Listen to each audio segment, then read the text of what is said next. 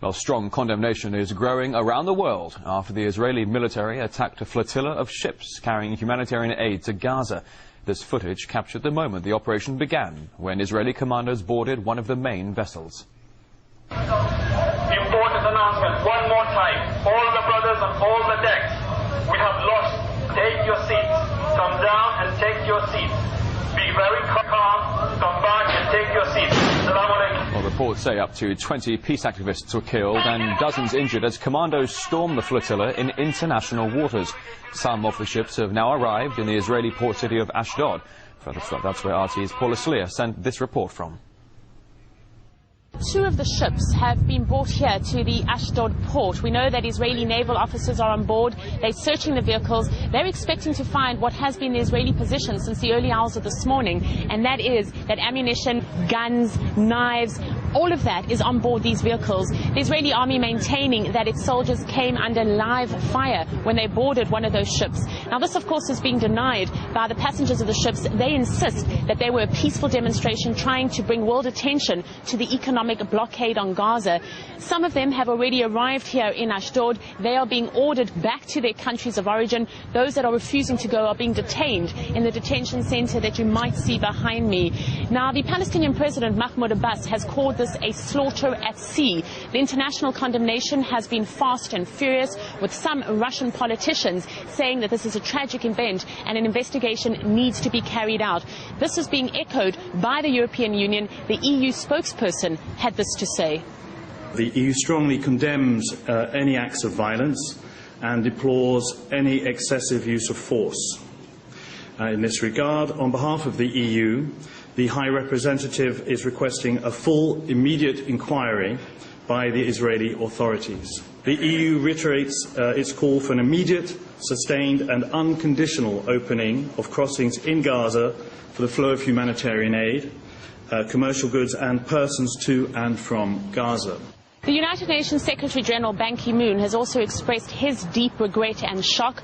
We're hearing from Turkey. It's calling for an emergency meeting of the UN Security Council. Now, earlier I compiled this package, which essentially recaps the events of the past few hours. The goal was to make headlines, and the protesters certainly did, but at a price none of them could have imagined. More than 10 dead, and the casualty count is still climbing. It began late Sunday night with Israeli soldiers warning the 6 ships to turn back. We can visually see 3 frigates and a helicopter hovering overhead, despite the fact that we're in international waters some 100 miles away from the shores of Israel. We call upon everybody in Britain to help us to raise alarm and get our government to intervene. But something went wrong, and Israeli commander officers climbed on board. It's confusing what happened next. The Israelis say they came under fire, that there were weapons and knives on board, and that the organizers had close ties with Hamas and Al-Qaeda. But the protesters, who come from many different countries, say it's simply not true. The Israelis have always been threatening since day one, from when we wanted to launch the flotilla. Every attempt where there's been to end the siege, they've always been quite aggressive. But I've got to be honest, I didn't even expect Israel to disregard international law so flagrantly. Israel went to international water, they boarded a civilian ship and gunned down, killed an innocent 16 or 20 people. The international community is demanding action. The Arab League is urging members to cut ties with Israel. And as demonstrations in Lebanon, Jordan, Turkey and Israel itself gain momentum, Israeli Prime Minister Benjamin Netanyahu has cut short a trip to North America to return home. Israeli police are on high alert around the country for fear the protests could get out of hand. The flotilla's passengers came from all around the world.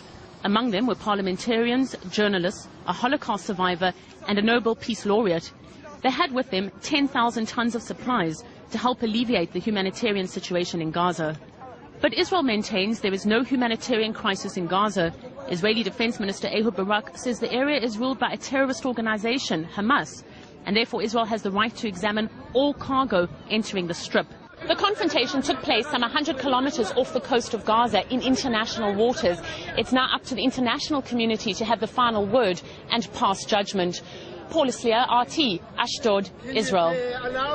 Well, political commentator Dr. Assad Abu Shareh from Gaza thinks the US, as Israel's primary ally, should also be held accountable for the attack on the aid mission.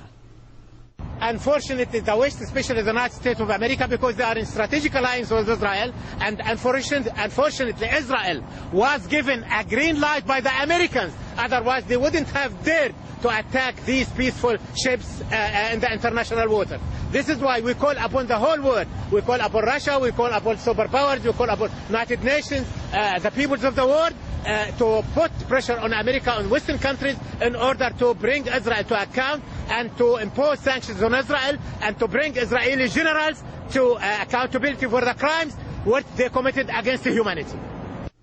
Well, Mustafa al-Barghouti from the Palestinian National Initiative Group from Ramallah in the West Bank condemns the actions of the Israeli military and calls on the international community for action. These people were peaceful people with no military weapons, with nothing to defend themselves with, in ships in international water.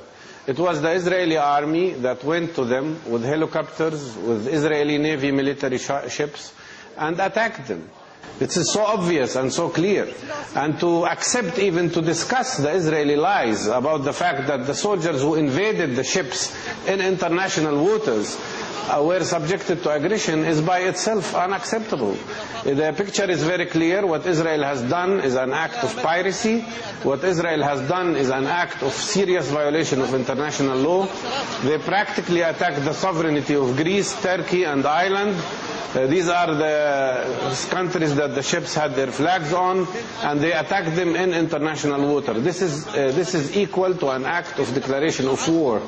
And more than that, Israel attacked civilian people, non-violent people, peaceful people who had no weapons to defend themselves with, and killed 20 of them. What we need is real peace. What we need is just peace. And that can happen only if Israel accepts to end its colonial system and its occupation of Palestinian territories, and accept the rights of the Palestinian people to be free. We have hundreds of people who have died in Gaza because they could not access proper medical care. We have lots of hospital medical units that are non-functional because of the absence of spare parts or the absence of proper medications.